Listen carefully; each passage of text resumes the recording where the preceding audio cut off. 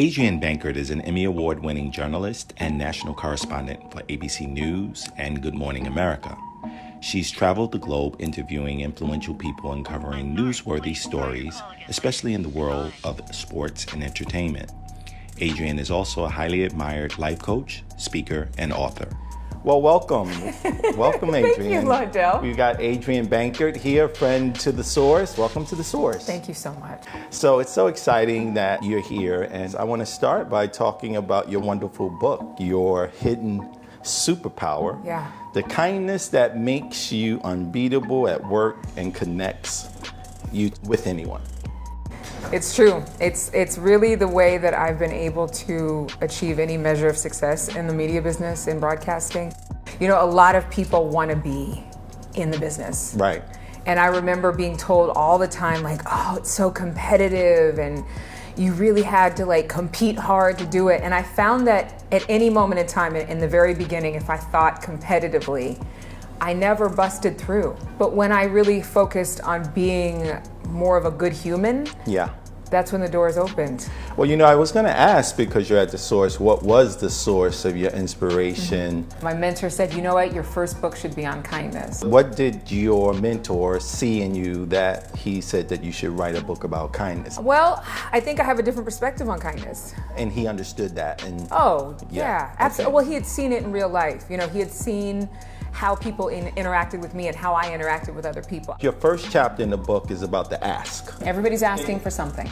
And you know what? That's what Nas said in a song called Street Dreams, okay? And it's still in their world a dream, and that's why we're so happy to have you here, because I want to explore this powerful instructional guide you have here on how kindness can even affect hip-hop culture. Your dreams are much bigger than you.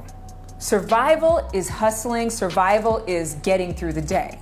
Let's speak about hip hop specifically. A lot of times in a survival mode, you lose yourself. You can lose yourself because you are consumed with the mission. You are consumed with the plan. You are consumed with the pain. So many people in hip hop and across the board, this is corporate America, this is education, this is medical, this is any industry, but we're gonna talk about hip hop. Performance-based identity. I am who I am because of how many albums I sell. I am who I am based on how many followers I have. I am who I am based on how many people are on my YouTube channel. Performance-based identity never works, though it is literally the capital by which hip hop is built on. You're only successful if you see those numbers. So then that means that if you have a bad year or a bad album, you're not who you say you are. You say, you know what, even if this album doesn't hit, even if this script doesn't sell, I'm gonna focus on my purpose. One such artist who has certainly found a sense of purpose beyond the music is hip-hop artist Meek Mill, who has been a strong voice and advocate for criminal justice reform. I just wanted to come up here myself and thank all the supporters, because I know y'all probably got family members in jail or people going through the same thing as me, and I will continue to do what I do with the reform movement and help the people that help me. There's a purpose-based identity or it's performance-based. And when we're purpose-focused, then even if my numbers don't hit, I still know that based on the kindness of other people to me, who've invested in me, who've poured wisdom into me, who've helped me, who've opened doors for me, I've got so much to offer. So while that album, okay, it didn't hit the way I thought, I didn't make the sales the way I thought, but let me go invest in this community. Let me go invest in this school. Let me go mentor. You don't ever have a reason to be bored or depressed because you're constantly moving towards progress and pouring what you have inside of you into someone else. It'll keep you lifted on those days when the numbers aren't hitting. One of the biggest stories Adrienne has covered is the tragic murder of one of the greatest underground hip-hop artists and community leaders, Nipsey Hussle.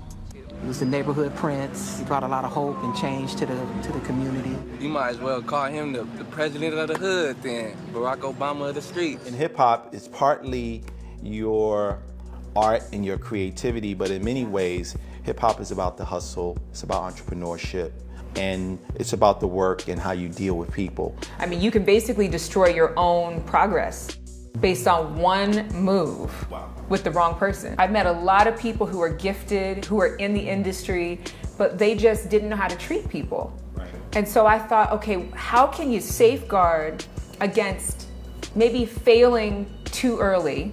And there's people who keep on going on and on with these bad habits, and eventually it's going to catch up to them. And so I thought, what can we do differently? What can we do to change the narrative? So I think that kindness has had a really bad rap where it's considered very elementary. You know, it's, oh, you should know what kindness is. You know how to act right.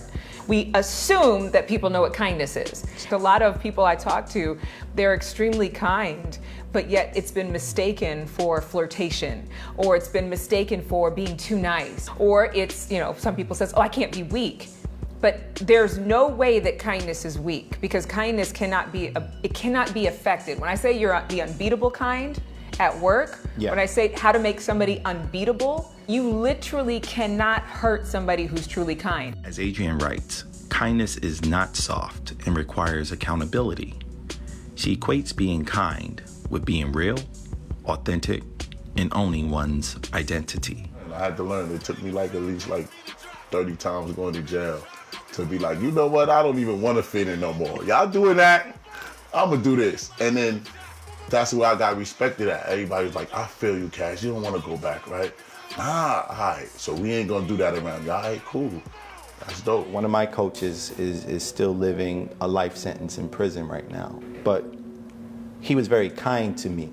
Kindness for him, and I always tell people this story was, Londell, you can't get in that car. You can't ride with us.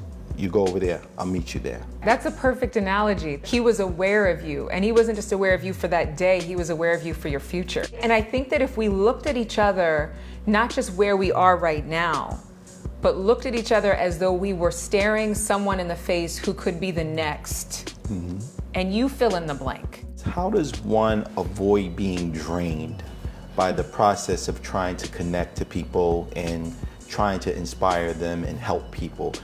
I think you need to be kind to yourself. I think that's a big part of what I write about.